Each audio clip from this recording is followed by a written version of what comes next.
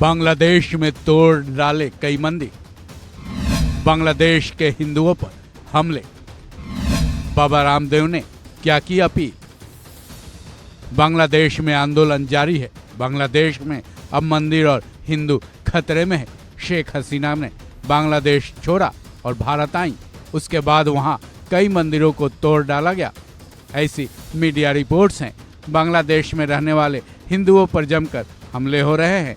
जैसे तैसे वो अपनी जान बचाकर भागते फिर रहे हैं। अब वहाँ हिंदुओं के क्या हालात है, इसके बारे में पुख्ते तौर पर कुछ भी कहा नहीं जा सकता, लेकिन भारत में वहाँ के मंदिरों और हिंदुओं के हालात में चिंता जाहिर होनी शुरू हो चुकी है।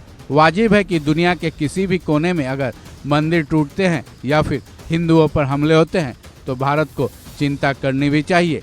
इसी कड़ी में योग गुरु बाबा रामदेव ने बड़ी अपील की है। साथ ही उन्होंने बांग्लादेश के मामले में विपक्ष की भूमिका को भी सराहा है।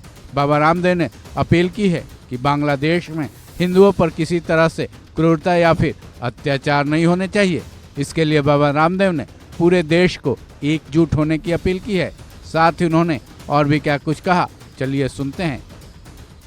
बांग्लादेश में हमारे हिंदू भाइयों पर किसी भी प्रकार की कोई क्रूरता, अत्याचार, जुल्म, ज्यादती ना हो। चाहे वहाँ पर हमारे हिंदू भाई हैं जो व्यापार कर रहे हैं, या जो हमारे वहाँ पर हिंदू मंदिर हैं, या हमारे भारतीय वहाँ पर जो नागरिक रह रहे हैं, उनके साथ किसी प्रकार की कोई नाइंसाफ़ी ना हो। इसके लिए पूरे देश को एकजुट रहना होगा।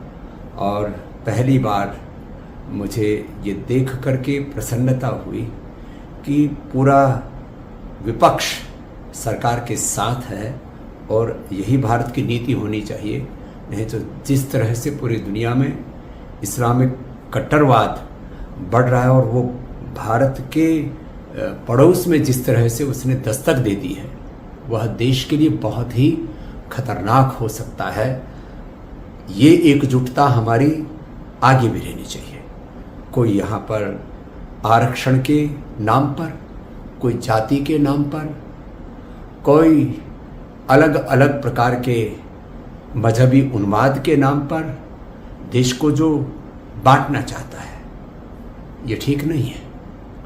इसलिए हमारी भारत की राजनीति मुद्दों पर केंद्रित हो। उसमें जाति, उसमें संविधान, उसमें आरक्षण, उसमें अलग अलग प्रकार के मजहबी उन्माद, जातीय उन्माद, भाषाई उन्माद, तमाम तरह के प्रांतीय उन्माद, इन सब उन्मादों से परे केवल विकास के आधार पर और 2047 तक भारत को विश्व की आर्थिक, सामरिक, सामाजिक, आध्यात्मिक महाशक्ति हम कैसे बनाएं, इस पर यदि पूरा देश एकजुट होकर के आगे बढ़ेगा, तब हम अपने पड़ोसियों के साथ में भी ताकत से खड़े हो पाएंगे और पूरी दुनिया के सामने भी भारत एक शक्तिशाली राष्ट्र के रूप में उभर पाएगा।